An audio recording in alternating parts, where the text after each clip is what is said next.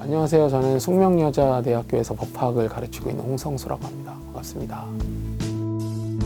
혐오 표현이라고 하는 건 일단 개인적인 감정이나 태도를 뜻하는 것은 아니고요. 소수자 집단이나 또 그 집단의 구성원에 대해서 안 좋은 생각을 유포시키거나 또는 고정관념이라든가 편견이 담긴 말들을 통해서 소수자들이 겪고 있는 차별을 정당화하거나 또 고착화시키거나 또는 조장하는 그런 표현들을 혐오 표현이라고 하고요. 굉장히 우울감에 휩싸인다거나 불안한다거나 이런 여러 가지 이제 부정적인 심리적인 반응이 나오는 것으로 이제 알려져 있고요. 근데 여기에서 그치는 게 아니라 더 중요한 부분은 그런 이제 스트레스가 학교 가기 싫다거나 또 직장에 가기 싫다거나 취미 활동을 하기 싫다거나 이제 이런 것으로 이어지게 되면은 사실상 그것은 어떤 사회 구성원으로서의 사회 참여권이 박탈되는 효과를 낳게 되는 거거든요. 사실은 이 혐오 표현이 해악이라는 게 단순히 이제 기분 나쁘다 뭐 이런 정도를 넘어서 사회 구성원의 사회 참여권을 실질적으로 저해하는 수준까지 간다면 그것을 우리가 더 이상 뭐 묵과하거나 개인적인 문제로 치부하기에는 굉장히 심각한 사회 문제라고 볼 수 있지 않을까 싶습니다.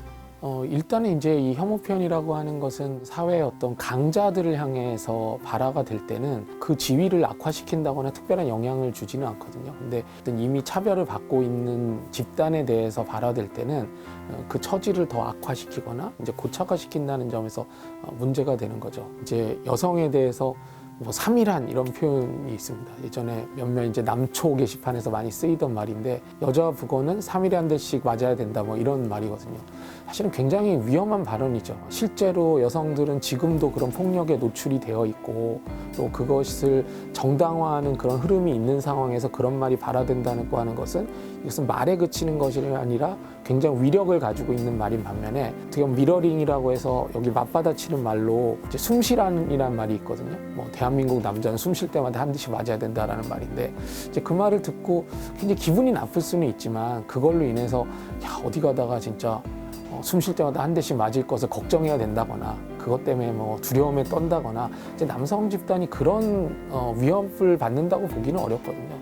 아무래도 이제 혐오 표현이라고 하는 것은 타고나는 것이 아니라 사실 사회적으로 학습되는 거거든요. 외국의 사례들을 보면은 뭐 유치원 때부터 초등학교, 중학교, 고등학교 또 성인이 돼서까지 정말 끈질기게 혐오 표현은 안 된다, 차별하면 정말 안 된다 이런 교육들을 끊임없이 실시하거든요. 근데 과연 대한민국에서 얼마나 그런 교육들이 이루어지고 있는가라고 하는 것은 의문의 여지가 있지 않을까 싶습니다. 혐오 표현을 들었을 때 어떻게 대처해야 되는지에 대한 매뉴얼이나 어떤 정답이 있는 건 아닙니다. 늘 이제 그 상황에 맞게 대처해야 되는 거고요.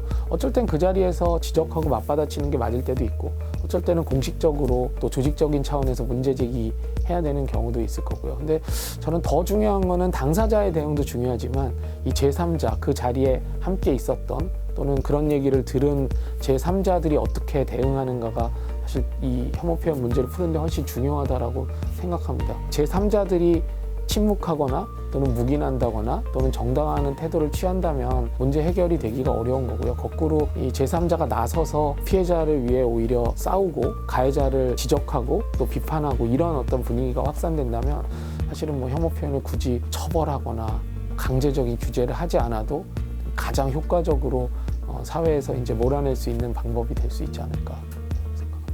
저는 이제 뭐 인권을 연구하는 사람이다 보니까 사실 뭐 이론적으로 뭐 차별은 안 좋은 거다, 혐오 표현은 안 좋은 거다라고 생각하기도 하지만요. 사실 이제 이런 연구를 하다 보면 아무래도 당사자 집단을 많이 만나게 되거든요. 그런 얘기를 듣다 보면 저도 이제 머릿속으로만 이렇게 이해했던 것하고는 또 다른 차원의 문제가 있다라는 생각을 하게 되고 늘 저도 많이 이제 배우게 됩니다. 그래서 모든 사람들이 이제 자신의 경험의 한도 내에서 사실 행동하고 발언할 수밖에 없는 측면이 있기 때문에 뭐 하루아침에 혐오 표현이나 차별의 문제가 해결될 수는 없을 겁니다. 근데 저는 그렇기 때문에 늘 겸허하게 반성하고 또 노력하는 자세가 굉장히 중요하다고 생각하거든요. 내가 이렇게 살아왔고 이렇게 생각해 왔지만 어떤 소수 의견이나 또는 다른 생각을 가진 사람들 또는 내가 미처 경험해 보지 못한 사람들이 이야기할 때 이제 거기에 좀 귀를 기울이고 또 이해하려는 노력을 한다면 혐오나 차별이 확산될 수 있는 여지는 지금보다 훨씬 더 줄어들지 않을까.